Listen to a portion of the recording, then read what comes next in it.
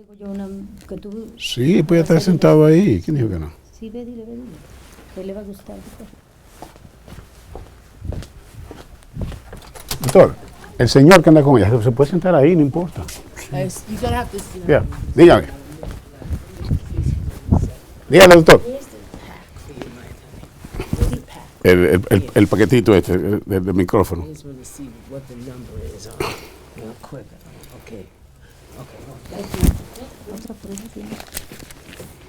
Listo.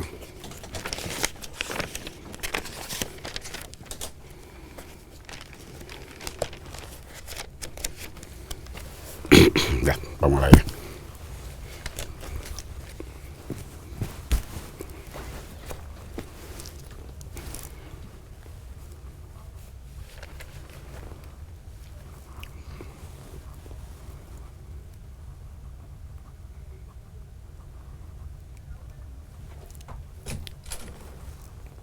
¿Qué tal, mis amigos de la ciudad de Nueva York? ¿Qué tal, mis amigos del mundo?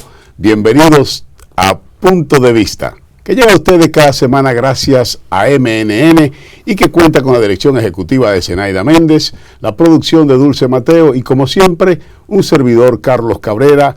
Les agradezco grandemente que cada semana estén ahí con nosotros, como de costumbre, a través de todos las compañías de cables de aquí de la ciudad de Nueva York. Si es en Time Warner Cable, nos encuentran en el canal 34, en RCN, canal 82, Verizon Fios, canal 33, y a través del internet por cualquier parte o desde cualquier parte del mundo o rincón de este país de los Estados Unidos de América, nos encuentra a través de mnn.org.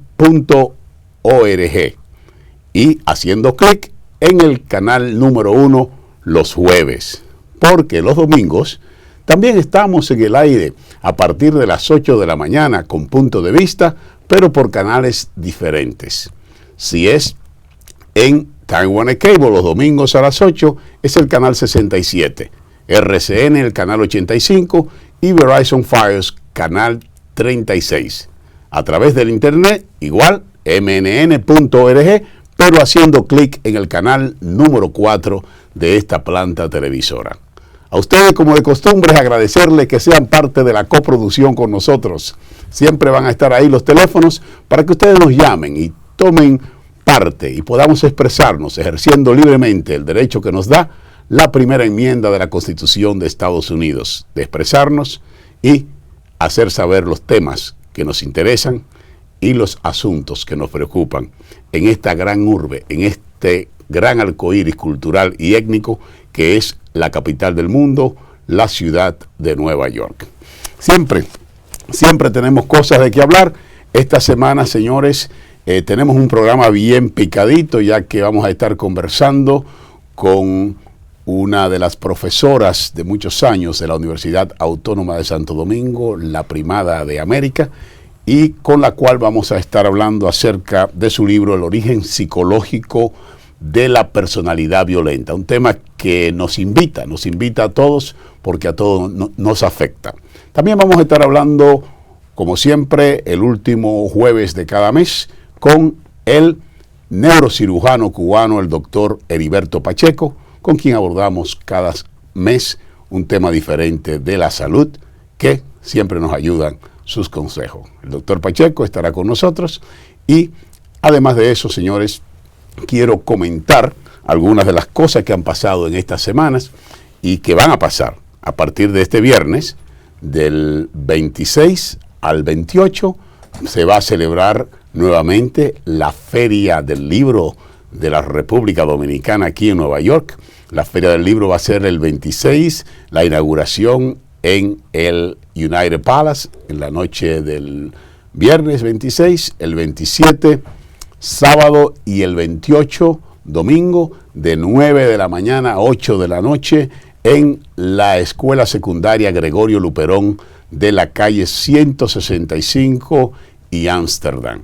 Así que hay que darse ese banquete cultural y conocer de muchas cosas que siempre nos traen interesantes estas ferias del libro, que son organizadas por el Comisionado de Cultura del Ministerio de Cultura de República Dominicana. Su comisionado de Cultura de aquí, en la ciudad de Nueva York, es quien organiza este evento, que cuenta con la participación de muchos intelectuales, exposiciones de muchísimos escritores, y siempre honrando diferentes intelectuales. En esta oportunidad va a ser a escritores del área de Washington, D.C., y que contará con la participación de muchísimos intelectuales. Entre ellos, una es la invitada de esta noche, la licenciada María Estel Camacho Grullón, con quien estaremos hablando más adelante. Hoy quiero recordarle a todos ustedes, porque no podemos olvidar nuestra historia. Un día como hoy fue una de las mayores tragedias para el pueblo dominicano. Un día como hoy fue derrocado el gobierno del profesor Juan Bosch, un hombre honesto con su pueblo, un hombre que nos dio posiblemente el gobierno más decente en toda la historia de la República Dominicana, y solo duró 7 meses porque le molestó a muchos intereses de la República Dominicana. Un hombre que nos dio la constitución más digna que hayamos podido tener nosotros hasta el día de hoy. Y hoy se celebra, recordamos el derrocamiento del profesor Juan Bosch. Además de eso, quiero decirle a ustedes, como le decíamos la semana pasada, que aquí lo decimos y lo comprobamos. La Marcha Climática de los Pueblos fue un verdadero éxito. Nosotros nos sentimos grandemente regocijados por la tanta gente que pasó por el lado nuestro, donde estábamos ubicados allí, en ese mar de gente, y nos decían: aquí estoy porque lo oí en tu programa y me sentí comprometido para venir a participar en este justo reclamo de pedirle a las naciones del mundo tomar medidas respecto al cambio climático que produce el calentamiento global, que nos está afectando a todos de una manera u otra. Si no hacemos algo, en 70 años se espera que las aguas suben alrededor de 4 pies, y eso nos va a afectar a muchos de nosotros. Ahí, señores, muchos lo tomaron sin importancia, pero para tanta gente fue interesante esto, que llegaron nada más y nada menos que más de 400,000 personas. Yo llevé a mis hijos allí, mis niños pequeñitos de 3 años y de 11 meses, para que ellos vivieran la historia. El gran día que los pueblos se unieron. Ahí estuvieron grupos aborígenes, los pueblos originarios, lo que le llaman indígenas. Ahí estuvieron gente de diferentes países. Ahí estuvo hasta el secretario general de las Naciones Unidas marchando, el expresidente Al Gore, artistas como Leonardo DiCaprio, muchas personas importantes. Más de 400,000 personas estuvieron, señores. Empezaron desde los alrededores del Parque Central, solamente para acomodarse, para empezar la marcha. Los grupos estuvieron desde la calle 86 hasta alrededor de la calle 50. Eso para ubicarse. Y ahí empezó la marcha a las 11:30 de la mañana, y todavía a las 4 de la tarde, pasada las 4 de la tarde, seguían desfilando los grupos con mucha vistosidad, con mucho amor a nuestra madre tierra. Yo creo que fue un éxito y fue un llamado a los líderes mundiales que se unieron este martes en la cumbre sobre crisis climática. Los presidentes del mundo, los jefes de Estado del mundo estuvieron ahí el martes hablando sobre cambio climático en el marco del 69, la 69 Asamblea General de la ONU, donde han venido los jefes de Estado del mundo a participar. Estuvimos, a propósito de esto, de todos los presidentes, solamente uno de ellos decidió reunirse con la gente del pueblo. Y en el Hostos Community College, en la Universidad de Hostos, en el Bronx, allí hubo un gran encuentro que fuimos nosotros a cubrir en nombre de este programa y de este canal televisivo, y que vamos a estar pasándole más adelante en un programa especial, el encuentro del presidente de la República Bolivariana de Venezuela, Nicolás Maduro, con la comunidad del Bronx. Como sabemos, y todo el mundo sabe, el gobierno venezolano está ayudando a 150,000 familias pobres de este país en 25 estados, y que están buscando llegar a alrededor de 500,000 familias, lo que ellos quieren ayudar. Y hoy por hoy y ya van en 150,000 y quieren llegar a los 50 estados de la urbe. Así que un encuentro bastante interesante con los muchos sectores culturales, grupos comunitarios, iglesias que recibieron al presidente Nicolás Maduro en las instalaciones del Teatro del Hostos Community College, allí en Gran Concourse y 149.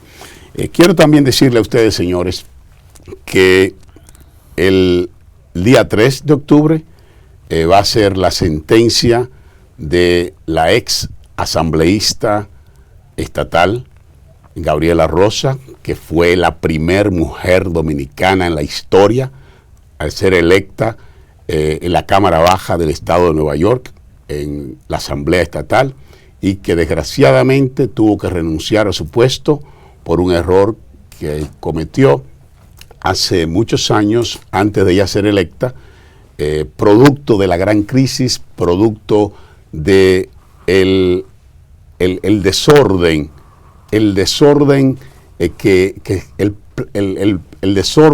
que se ha constituido el sistema de inmigración en los Estados Unidos.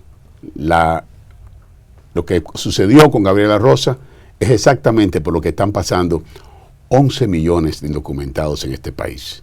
Lo que sucedió con Gabriela Rosa ha sucedido con mucha gente. Gabriela Rosa, que conste, tuvo que renunciar a su puesto. Gabriela Rosa no cometió actos de corrupción.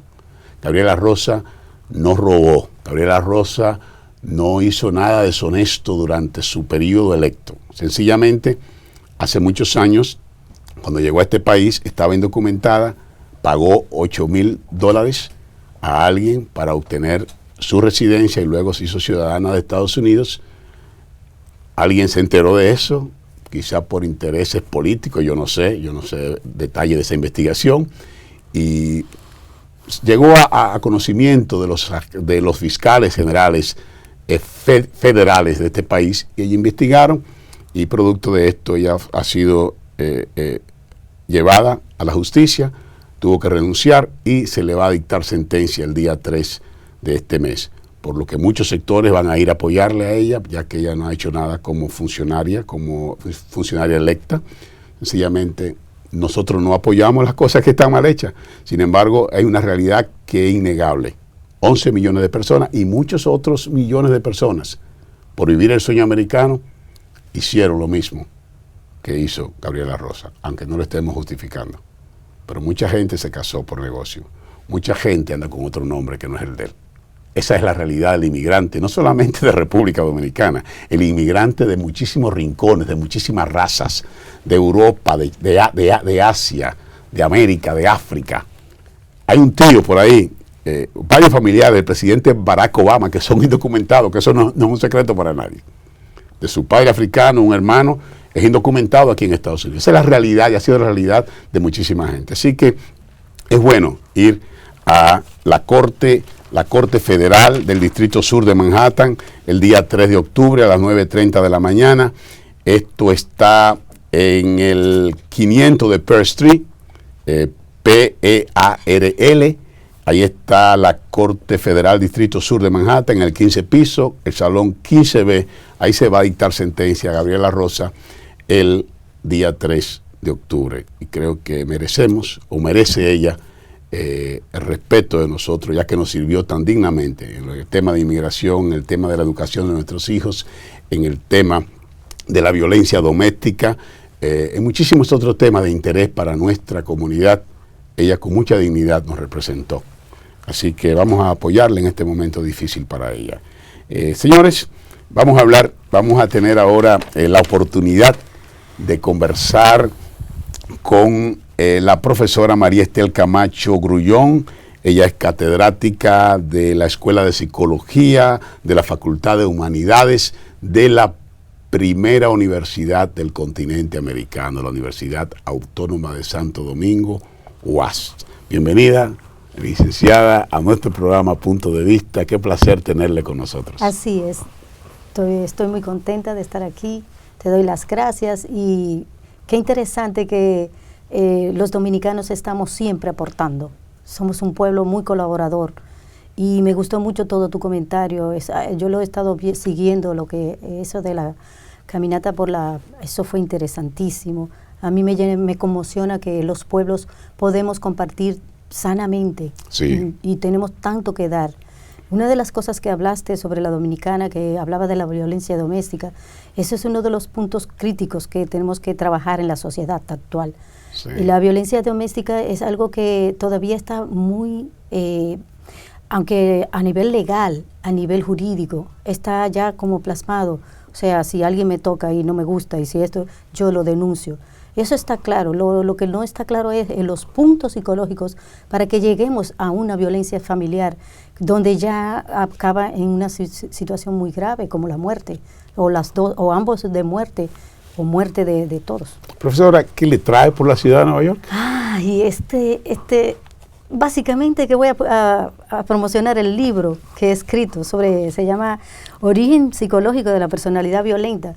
Es que para mí sé que esto va a ser un gran aporte científico, sobre todo porque está denunciando ideas nuevas, está proclamando que podemos ver el ser humano de otra manera, sobre todo basándonos en cómo funciona el cerebro para el ser humano. Entonces, aquí estoy describiendo muchas ideas nuevas, muy diferentes a lo que ya conocemos. Por ejemplo, si hablamos de la violencia doméstica, un tema que trato aquí, pero que es el próximo tomo, este es el primer tomo, yo describo, porque todo lo que he escrito está basado en los dibujos que hacen las personas. Entonces, a través de un dibujo podemos darnos cuenta con exactitud a quién se le hace violencia, por qué se le hace violencia, qué significa cada trazo.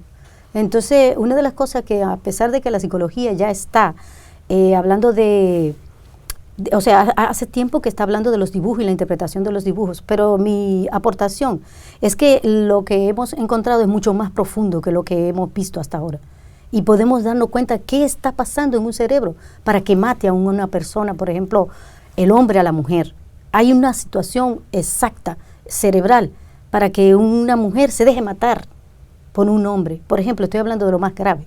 Pero aquí yo planteo que la violencia es mucho más amplia. Nosotros la hemos visto como algo, dañar al otro es violencia. Pero dañar al otro, ¿cómo? Yo te tomo y te doy. Bueno, pero también dañar al otro eso es lo que yo planteo, ¿cómo se daña un cerebro? Información. Resulta, el título mismo, yo decía en la introducción, ¿verdad? Sí. Origen psicológico de la personalidad violenta. Es un título profundo, un título que nos invita, un título que nos invita a todos porque a todos nos afecta. Y como decía usted, no solamente está hablando de violencia doméstica, la violencia en sentido general. Sí. La violencia entre ricos, pobres, deportistas, empresarios, políticos, mujeres, hombres. La violencia es un gran problema. Esta misma semana hemos estado viendo, y que no solamente se circunscribe al país nuestro, es un problema global. Que afecta a la población mundial. Ahora mismo acabamos de ver un futbolista americano que ha tenido que perder su trabajo porque han visto un video como maltrataba a su esposa y la alaba en un asunto. Así que no es un asunto ni de clase ni de rico. Es un gran problema que nos afecta a todos. Así es. Una de las cosas uno de los puntos que aclaro es cómo se origina la violencia. O sea, cómo hacemos un cerebro que está ya afectado para dar conductas violentas. Entonces, hay cosas, por ejemplo, yo he estado aquí en la ciudad en esta semana y he estado escuchando temas y puntos así, diferentes situaciones. Y veo, por ejemplo, aquí cuántas personas tienen que hacer las pruebas de ADN. Usted dirá, bueno, ¿y qué tiene que ver la violencia con la prueba de ADN?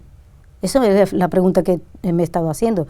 Realmente, mire, cada vez que se duda de quién es el padre del bebé que viene, ya estamos afectando esa identidad que está ahí. Eso, mire, afectará a la formación del individuo. Y cada vez que afectamos la formación, estamos haciendo un individuo violento.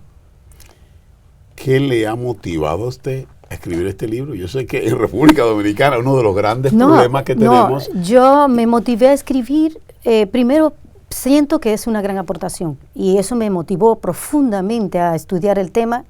Cuando vi la situación, dije, no, este es el tema que va primero, porque estoy escribiendo muchos temas, ¿sabes? Las investigaciones que estoy haciendo dan ideas nuevas para tratar temas psicológicos con un punto de vista diferente, sobre todo partiendo de los datos neurocientíficos que existen y de las investigaciones que se utilizan, se están haciendo sobre cómo funciona el cerebro humano. Entonces lo que he hecho es unir todos mis datos que tienen que ver exactamente con las apariciones que se han hecho sobre, por ejemplo, cómo capta el cerebro los símbolos. Entonces tiene que ver mucho con los dibujos que estamos haciendo. Si te das cuenta, la portada es una figura, es una pintura de Van Gogh. Este pintor realmente ahí denota cómo él vivió la muerte antes de nacer. Sí, y son dos muertes, por eso hace dos círculos. Ese es el símbolo de que se vivió una muerte. Míralo acá. Esa vuelta, sí. Esa no es una noche estrellada. Eso es un dolor muy grande que se vivió y que él proyecta como una noche. Por eso la noche es oscura, o sea, su percepción de vida es muy dañina, muy dañada. Entonces realmente hay dos formas de hacer violencia. La violencia se hace hacia adentro y produce una enfermedad, un problema, una situación psicológica, o se hace hacia afuera con gravedad hacia el otro, daño al otro. Eso es muy interesante porque realmente cuando aclaramos esos temas, entonces nos damos cuenta qué tipo de personalidad tenemos. Es tan dañina la de adentro como la de afuera. Y muchas veces lo que se hace es una conformación de ambas. O sea, el individuo que es violento hacia afuera se acomoda con uno que es violento hacia adentro. Ese es el origen de la violencia intrafamiliar. Que la mujer suele ser, se adapta, aguanta, y luego ya, entonces, el hombre es el que hostiga hasta que hace mucho daño, mucho. Y esto, básicamente, yo estoy explicando aquí cómo surge un cerebro dañado o se daña para poder evitar eso. Mi idea fundamental es cómo podemos evitar que un cerebro se dañe. Eso iba yo a preguntarle, decía, siendo usted una catedrática de la UAS por más de 17 años, tengo entendido, y donde inclusive convergen tanta gente y uno puede conocer la realidad. Yo fui maestro 12 años en República Dominicana. Qué interesante. Y uno converge con tantos estudiantes y puede conocer la realidad social que se vive. Y le iba a preguntar eso exactamente. O sea, ¿cómo fundamenta usted su obra? Sí. Básicamente está estructurado sobre la evaluación de miles de dibujos con los cuales he organizado de manera estructurada para dar con datos que tienen que ver con lo que en este caso es el origen de la violencia. Pero, por ejemplo, este libro tiene muchas situaciones interesantes y es que coloca la psicología dentro de un parámetro que se puede describir situaciones que son subjetivas, porque se refieren al individuo, se pueden ver dentro de la objetividad, porque los dibujos son objetivos. Yo sé que mucha gente se está preguntando. Vamos a abundar un poquito más, porque la gente dice dibujo, psicología. Si alguien me dibuja. Y yo siempre estuve leyendo algo acerca de usted y decía eso. Y yo, qué manera más interesante de hacer análisis psicológico basado en dibujos y en gráfica. Me gustaría como usted abundar un poquito más para que la gente ahí que está en sus televisores estén entendiendo un poquito más claro. Si quieren también puedes, como tú dijiste al principio, pueden llamar o preguntar, porque también cuando he estado yendo a la televisión en Santo Domingo, las personas se dibujan y yo les digo, mira, parece que murió tu madre al nacer, y está todo en el dibujo, está todo. Todo lo que pasa en el nacimiento aparece en el dibujo. Todo lo que sucedió, todo lo que hizo el padre, todo lo que hizo la madre, todo lo que pasó, aparece aquí. ¿Es una metodología de muchos tiempos, el análisis psicológico a través de las gráficas? Como te expliqué en un momento anterior, la psicología utiliza el dibujo, incluso está la ciencia, psicológica utiliza el COPIS, que es una persona que desarrolló ese tipo y una persona también se llama Machover, pero yo lo que hice fue que evolucioné más profundamente. Mis análisis son mucho más profundos que eso.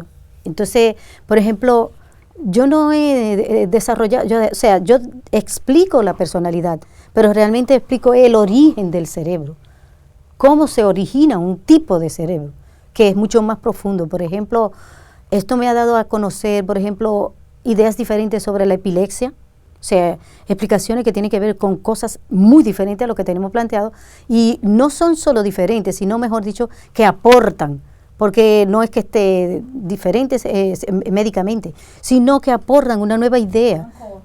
Entonces, por ejemplo, la epilepsia, la homosexualidad, todos los casos que nosotros vemos, sí. Sí. Hay una llamada, aquí la gente llama, la gente participa. Eso es bueno, eso es bueno. Así que vamos a dar la bienvenida a Punto de Vista. Adelante. Saludos. Sí, buenas. Mi pregunta es el narcisismo. ¿Eso es algo que directamente está conectado con la violencia? Por ejemplo, violencia doméstica. Dijo narcisismo. El narcisismo sí está conectado directamente con la violencia. El narcisismo. Ese se origina realmente de la persona aquella que se veía a sí misma y solo se veía a sí misma. El narcisismo es una violencia, pero es una violencia de la persona que está en ese caso. O sea, ella ya ha sido violentada y no puede salir de ella, porque la violencia te impide salir como tú eres a la comunidad, al espacio. Entonces, el narcisismo no te permite verte a ti mismo. Y ese es uno de los daños más graves que existe. Entonces ella dice que si está relacionado a la violencia, todas las dificultades psicológicas, todas las enfermedades físicas aparecen por un caso de violencia, pero claro está, que no se ve en el momento, sino que sabes, en psicología hablamos de lo que se llama adicción, que es la misma adicción de la que se utiliza en la droga, pero que la adicción inicia cuando se forma un feto. Y si una persona tiene ya vamos a decir, una energía interior de narcisismo, que significa no poder salir y nada más poderse verse a sí mismo, entonces ya se multiplica, se adiciona, y ya es algo que él necesita hacerlo al exterior, que es solo verse a sí mismo. Bueno, ahora se ha planteado la idea de que hay una enfermedad grave, que es que todos queremos hacer el selfie. Es en realidad un vacío grande. O sea, significa que sí, necesito verme fuera porque de dentro no me puedo ver. Eso hay cuestionante. Interesante. Es muy cuestionante también eso. Nuestra sociedad ahora nos anima a tener imágenes de nosotros porque necesitamos vernos fuera porque ya estamos sin vernos dentro. Lo que pasa es con el narcisismo es la incapacidad que tiene. O sea, realmente la persona está incapacitada de ver más allá de sí mismo. O sea, no es que no quiere. Yo eso lo veo muy delicado. La violencia en sentido general es un gran problema, como yo decía, un problema global que nos afecta a todos, pero sobre todo que tiene secuelas, que se hacen ciclos cíclicas. La violencia inclusive crea patrones y es el gran problema que tenemos. Mucha de nuestra cultura aquí en Estados Unidos, aquí hay grandes problemas a veces porque venimos con una cultura nuestra que asume comportamientos como normales que en una sociedad como esta son criminales. Así es. Y nos metemos en problemas y a veces se crea el concepto de que nosotros como latinoamericanos es que somos más violentos y es quizás por el mismo estereotipo y el mismo nivel de conducta que tenemos. Y mi pregunta, si usted es esta, sí. Siendo la violencia un problema tan global y que deja tantas secuelas, ¿cómo trabajarla? ¿Cómo empezar para buscar soluciones con ella? Siempre que hablo sobre la solución de la violencia, es que realmente la solución de la violencia empieza conmigo misma. Empiezo conmigo misma. Cuando yo puedo entender qué pasó conmigo, entonces ya mi hija, mi hijo, tiene una visión diferente de la vida, porque todo está a nivel de cómo nosotros empezamos a trabajar en nuestro interior. Cuando podemos darnos cuenta, por ejemplo, tú hablabas ahorita de la criminalidad, de todo eso, delincuencia y todo eso. Mira, te tengo que decir algo muy fuerte. Estos temas van a cambiar todo el sistema de comprensión del ser humano. Por ejemplo, ahorita te hablaba, por ejemplo, de la prueba de ADN. Mira, ya cualquier persona que se haga, esté haciéndose la prueba de ADN, yo les recomendaría, si sabe bien de lo que estamos hablando, que entienda que si la mujer duda, eso está haciéndole un daño terrible a la formación del bebé. Entonces, ahí habría que hacer un trabajo psicológico profundo. Y cuando te digo esto, estoy planteándote a una persona que va a la maternidad y toda esta persona, mira, con el tiempo, todas las personas van a tener que ir, porque cada vez que se esté formando un bebé, vamos a tener que ver qué daño le estamos haciendo, porque el problema está en que las personas piensan que porque está ahí adentro ya no se le transmite nada. Y como que yo soy todo diferente de lo que está aquí. Pues no, eso es lo que yo estoy probando. ¿Cómo se pasa todo lo que está aquí? Tanto del papá como de la mamá. Eso es 50 por 50, 50 y 50. Antes no se hablaba tanto del padre, pero yo te puedo decir que aquí está todo lo que hacía. Por ejemplo, cualquier persona que te dibuja te dice qué tanto aportó papá, qué tanto daño te hizo.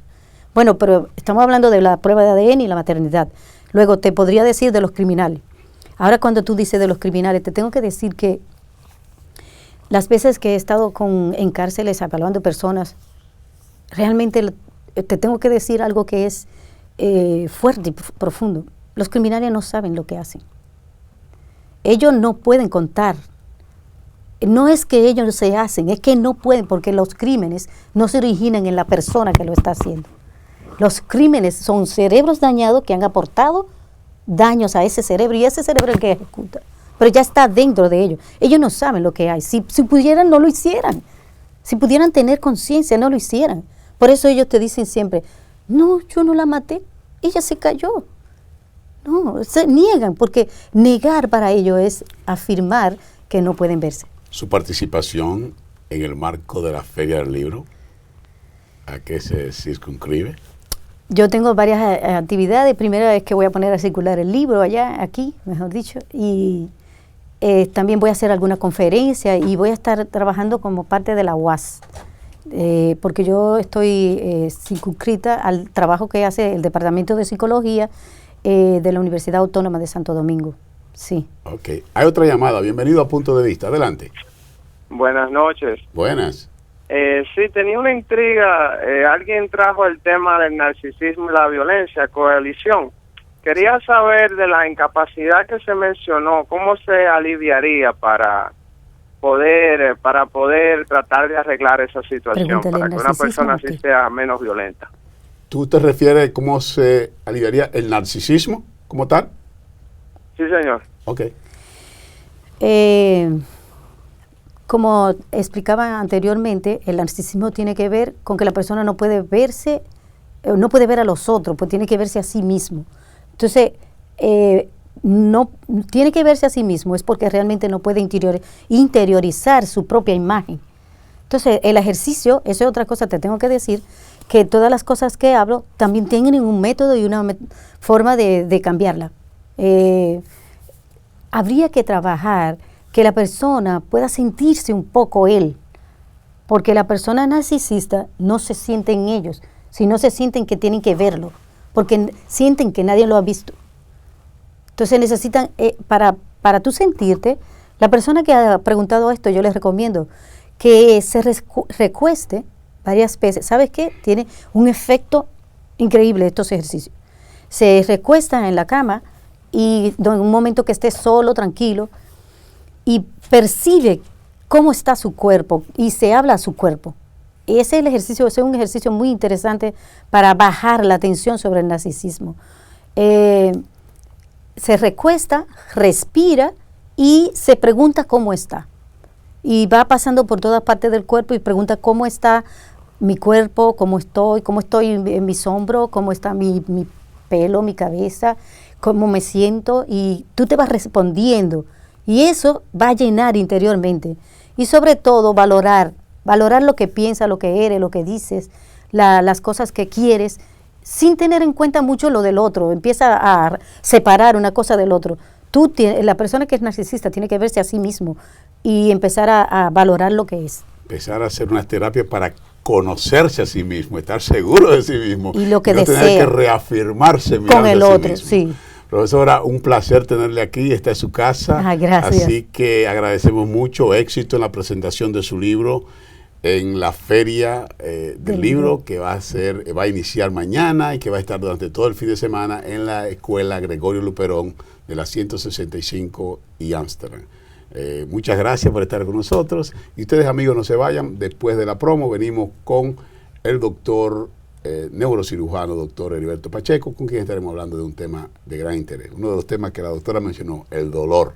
Hoy vamos a estar hablando del dolor. Vamos a la pregunta. En el libro.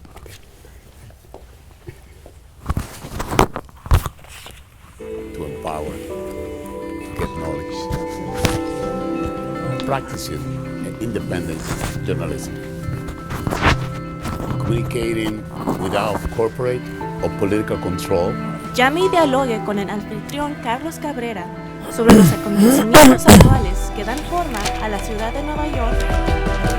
Punto de Vista, en vivo los jueves a las 8 p.m. en MNN1. MNN, estación de cable de acceso público de Manhattan.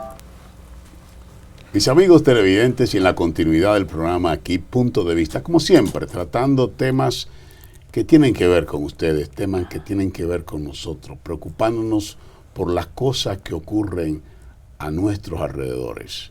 Cuando nos preocupamos, cuando participamos todos, entonces entre todos buscamos soluciones y entre todos cambiamos cosas. Qué bueno, mire, tenemos ahora mismo una profesora de la UAS dominicana, ahora venimos con un doctor de nuestra hermana República de Cuba, el doctor Pacheco. Bienvenido una vez más, gracias, hermano, aquí hermano. a Punto de Vista. Con mucho gusto. Con usted siempre tenemos un tema diferente, un tema que no solamente cae dentro de su especialidad, porque eso es lo bueno de uno escudriñar, que puede ayudar a otros a través de ampliarse el conocimiento. Y usted, yo sé y me consta que lo ha hecho a través de mucho tiempo. Doctor, hoy vamos a hablar del dolor. El dolor que causa, que muchas cosas causan dolores. Mire, Muchísimo. La tierra tiene dolor, doctor. No sé si usted vio ahí en todos los canales de televisión. Sí. Allí estábamos más de 400,000 personas Sí, preocupadas claro. por la tierra. Y eso fue aquí, doctor, Sí.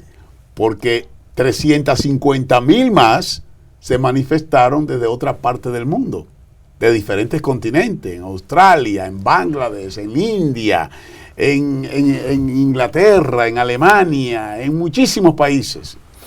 Yo creo que esto fue grandioso en Colombia, una gran cantidad de gente salió porque estamos dañando a la tierra y estamos causándole dolor a la tierra y vamos a sufrir ese gran dolor.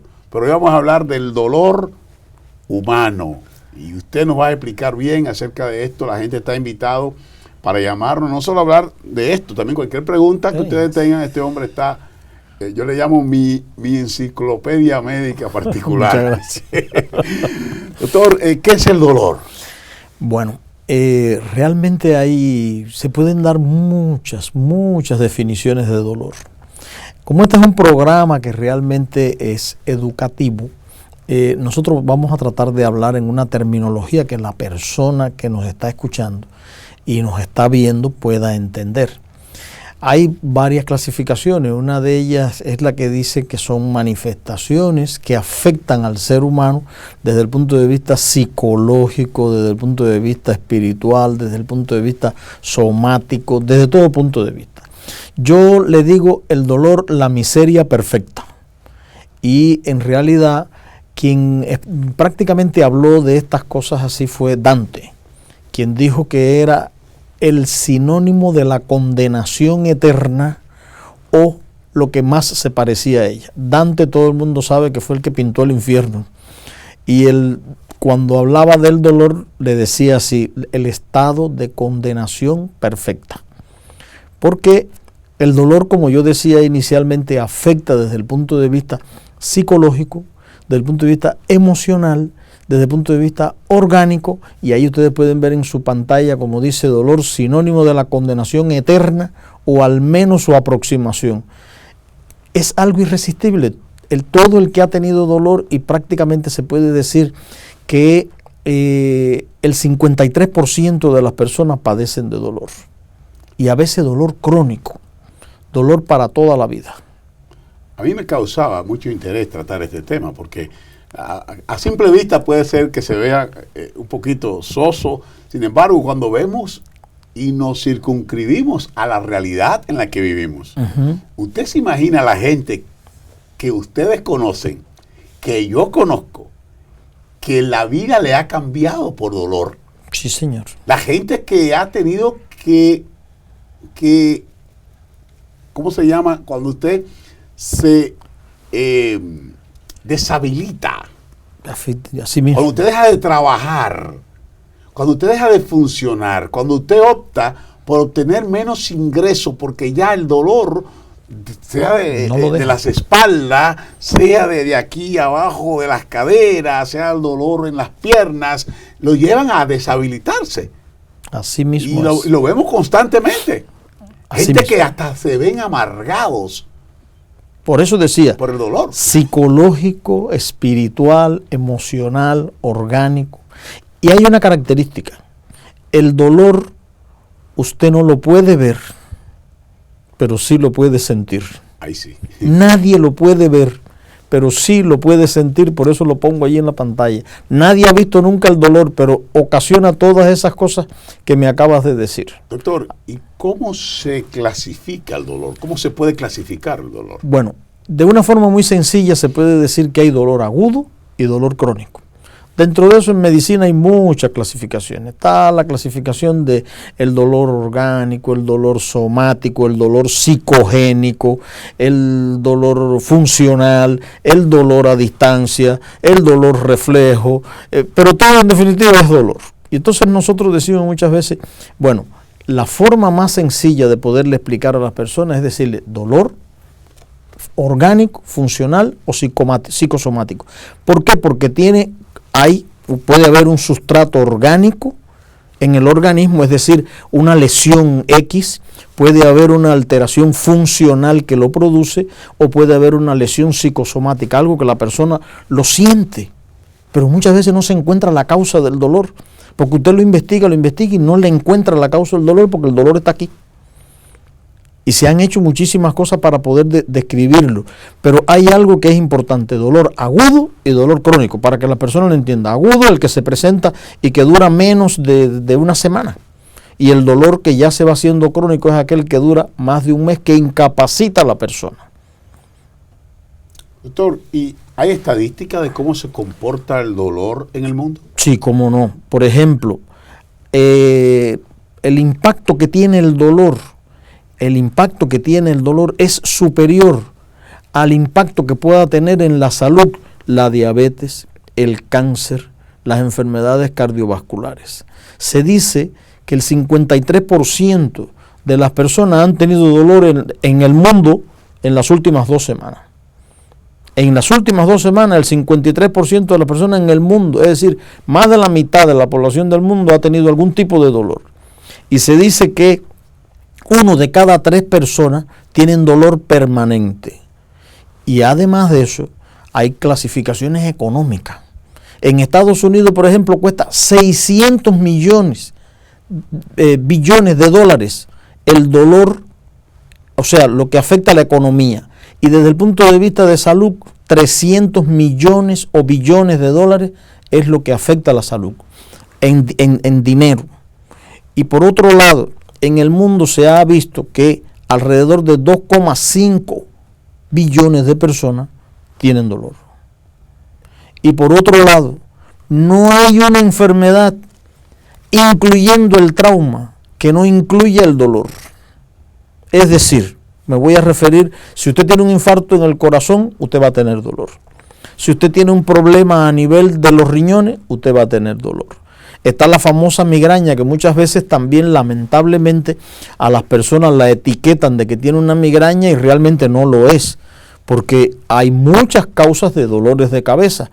Pero lo primero que a veces algunos médicos le dicen, tiene migraña, y como el médico tiene tanta credibilidad, bueno, yo digo que el médico es el profesional que más credibilidad tiene. Es la persona que puede llegar y decirle a una señora, quítese la ropa, y ella va y se la quita. Y hasta el esposo coopera. ¿Usted me entiende? Pero lo mismo sucede cuando le dice, tiene migraña. Ya se quedó con migraña, y muchas veces es una epilepsia, o es una sinusitis, o es una otitis, o es un dolor de muela, o es un tipo de dolor psicogénico, o es un dolor de una arteria que hay aquí que se inflama, que se llama la arteritis temporal. Pero ya le dijeron que tenía migraña y se quedó con eso de la migraña. Y entonces empieza un largo recorrido de compra de medicamentos que pueden ser, como le llaman aquí, over the counter, o sea, que son sin receta, que se compran en la farmacia, como es el Advil, el ibuprofén, la aspirina, todo eso con consecuencias además desastrosas para el organismo, porque entonces vienen los problemas a nivel del estómago que le da gastritis, o a nivel de riñón que le da alteraciones en el riñón, o que le produce lesiones a nivel de la piel, e imagínense. Doctor, hay una llamada. Bienvenido a Punto de Vista. Adelante. Buenas noches. Hello. Sí, buenas. Buenas noches. Sí, adelante. Carlos, yo desearía hablar con el doctor neurólogo. Sí, hable. Mira, yo padezco del síndrome de Menier. Síndrome de Menier. Sí. Ahora mismo estoy operada de corazón abierto hace 10 meses. Uh-huh. Tengo gota. Uh-huh. Tengo 2 operaciones en el ojo derecho. Uh-huh. Entonces el síndrome de Menier ese me tiene enferma, me pongo morada, fría, blanca, de todos los colores. Uh-huh. Y yo quisiera que si él sabe de esa parte, hablara un poco de eso, yo lo voy a oír por la televisión. Gracias por llamar. Ok. Sí, nosotros le podemos decir que el síndrome de Menier es una afectación que se produce a nivel del oído interno. El oído tiene 3 porciones: el oído externo, el oído medio y el oído interno. Y entonces en el oído interno hay unos canales que son llamados canales semicirculares, por donde circula una sustancia líquida que se llama linfa. Esa linfa registra básicamente el equilibrio de las personas, y de acuerdo a la posición que tiene la persona puede además de eso tener el dolor, y eso es algo que es bien difícil de tratar, muy difícil realmente de tratar. El síndrome de Menier es una de las cosas difíciles de tratar en neurología, o además de eso que muchas veces lo tratan los otorrinolaringólogos, que son los que también lo pueden tratar. Y se trata básicamente, incluso hay a veces hasta nutrición para el síndrome de Menier. Hay un tipo especial de alimentos que pueden mejorar para que no se inflamen los conductos semicirculares del oído interno. Oye, muy interesante esa parte, ¿verdad? Gracias por llamar, señora. Así que hay que hacer.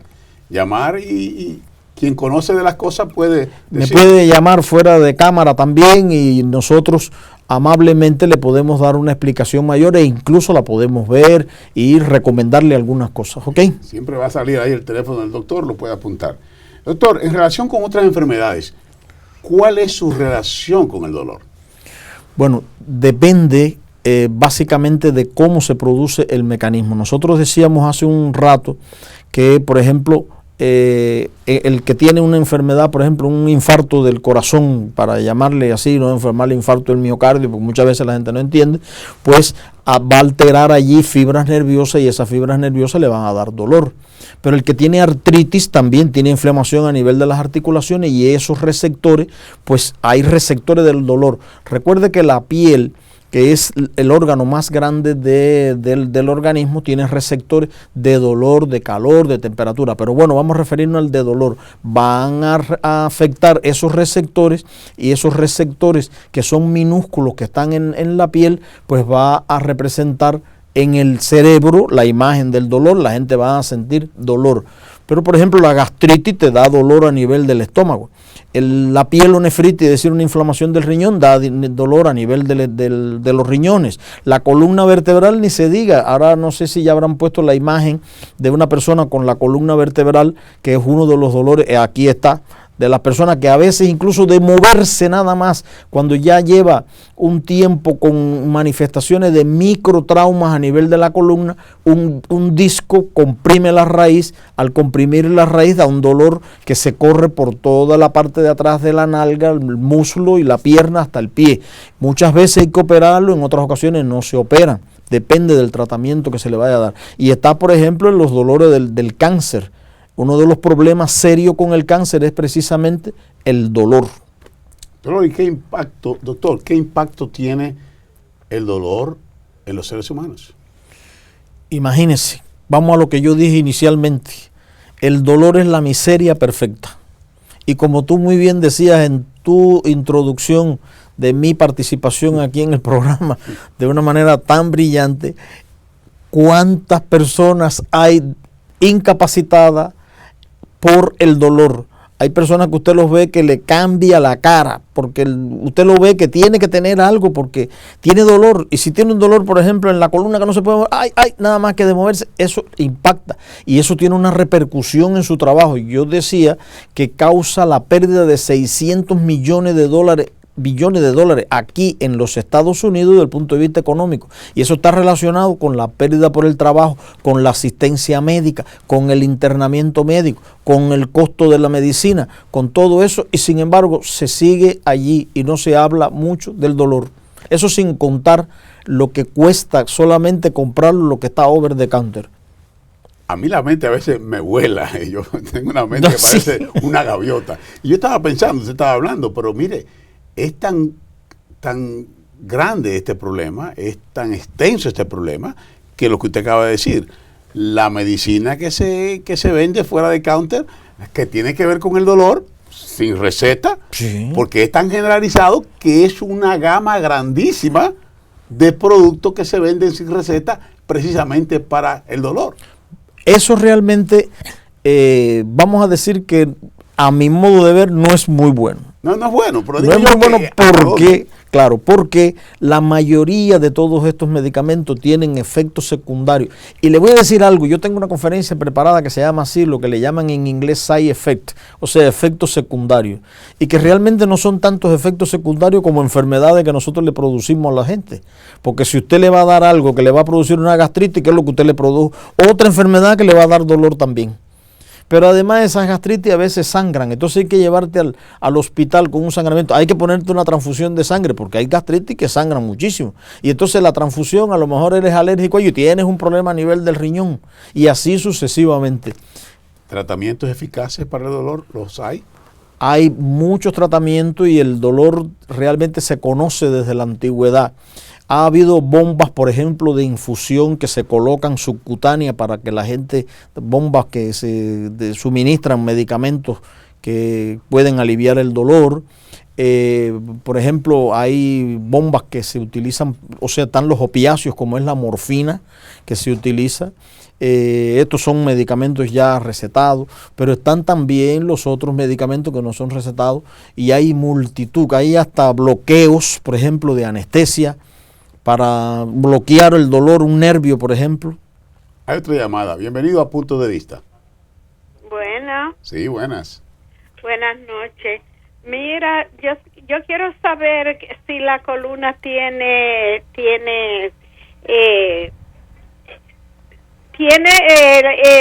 la seguridad de operarse, porque yo tengo como 3 discos descompuestos.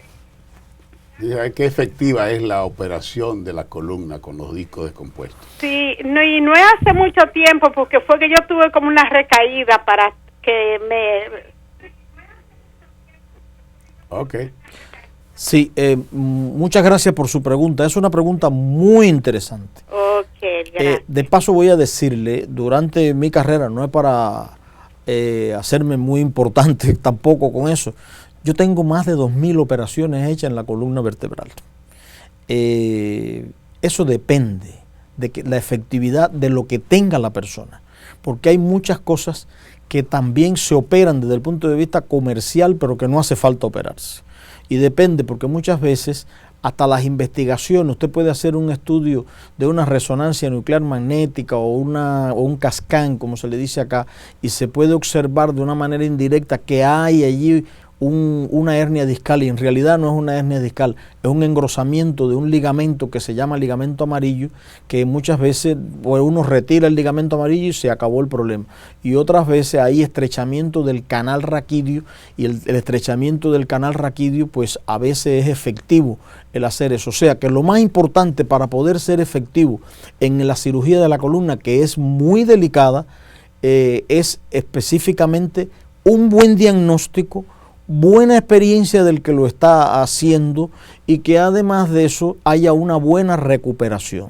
Eso es lo importante. Doctor, yo he oído hablar de los parches naturales para tratar el dolor. ¿Usted los conoce? Y si los conoce, díganos más o menos qué efectividad tienen. Excelente pregunta. Eso cada día realmente la medicina va avanzando a buscar la solución de los problemas de una forma natural, porque en la medida en que nosotros trabajamos con el cuerpo armónicamente, podemos resolver mucho mejor los problemas. Efectivamente, hay parches que, por ejemplo, yo conozco uno que incluso yo lo comercializo, que se llaman Power Strict. Esos parches tienen una característica, que tienen germanio, tienen además de eso fitoplancton marino, tienen plata coloidal y además de eso tienen el Korean ginseng rojo, que les da una característica que no solamente alivia el dolor, sino que mejora muchos aspectos del organismo. ¿Por qué? Porque son transdermal, es decir, se utilizan sin que usted lo tenga que ingerir desde el punto de vista oral o que haya que inyectarlo. Y entonces, además de eso, le van a suministrar a usted por la vía transdermal, es decir, por absorción a nivel de la piel, le van a transmitir a usted todos estos componentes que básicamente van a tener algo, van a producir una vasodilatación, o sea, una dilatación de los vasos sanguíneos. Esa dilatación de los vasos sanguíneos es porque producen o sea, generan una producción de óxido nítrico, básicamente. El óxido nítrico se conoce y está demostrado que dilata los vasos sanguíneos, lo que permite que haya un mayor flujo de sangre a todos los órganos y tejidos, permitiendo un aporte nutritivo y además de eso, de funcionamiento mejor en el nivel de la célula. Hay una última llamada. Bienvenido a Punto de Vista. Adelante. Hello, sí, tengo un comentario que hacer. Yo estaba leyendo en un artículo, estábamos sentados en la oficina de un doctor y la señora explicaba que tenía cáncer estado número 2. Entonces el doctor le dijo que no podía hacer nada. Entonces ella lo que hizo fue que estudió ese problema y lo que hizo fue que empezó a estudiar todo lo que era bueno para el cáncer, como medicina, vitamina E y muchas otras cosas, zanahoria. Entonces ella lo que hizo fue que empezó a coger el máximo de estas cosas y se curó su propio cáncer. Y también tenía un problema con la piel y decidí coger cosas que eran buenas para la piel y el problema se me curó, se me mejoró. Ok, gracias, porque ya casi nos vamos. Alternativas, si ser naturales. Le voy a decir algo. Mire, Tom Harper es una persona que creó la granja marina más grande del mundo. Y en ella empezó la granja marina para alimentar crustáceos con algas marinas. Hay muchas algas marinas. De las algas podemos dar un programa aquí que se puede pasar más de la media hora. Pero esa persona, que es de origen norteamericano-canadiense y creó esa granja en el Pacífico Noroeste, estaba diagnosticado con un cáncer que es mesotelioma. Ese mesotelioma es un cáncer muy agresivo que se produce a nivel de pulmón, que también se puede producir en peritoneo, es decir, en el abdomen. ¿Y qué sucede? Que el hombre empezó a mejorar, le dieron entre 9 semanas y 9 meses para operarlo, y consumiendo las algas y estas que yo le estaba mencionando a ustedes, que nosotros conocemos muy bien, llámeme, porque lo primero que le voy a decir es lo siguiente: no sé quién es el doctor que lo dijo, pero realmente no me gusta mucho la idea de decirle a una persona que ya no se puede hacer absolutamente nada. Yo creo que se puede estar haciendo muchísimas cosas hasta que la persona se muera. Antes de que se muera, nosotros no tenemos ningún derecho a decirle a una persona que no podemos hacer absolutamente nada. Sí podemos siempre hacer. Llámeme, que nosotros le podemos ayudar y orientarle. Así, señores, agradecemos al doctor una vez más haber estado con nosotros. A ustedes, señores, siempre ponemos los teléfonos del doctor Pacheco, un hombre sapiente. Esos parches, él mismo tiene una gran gama de parches que puede ofrecerle a ustedes también, y llamarlo y preguntarle.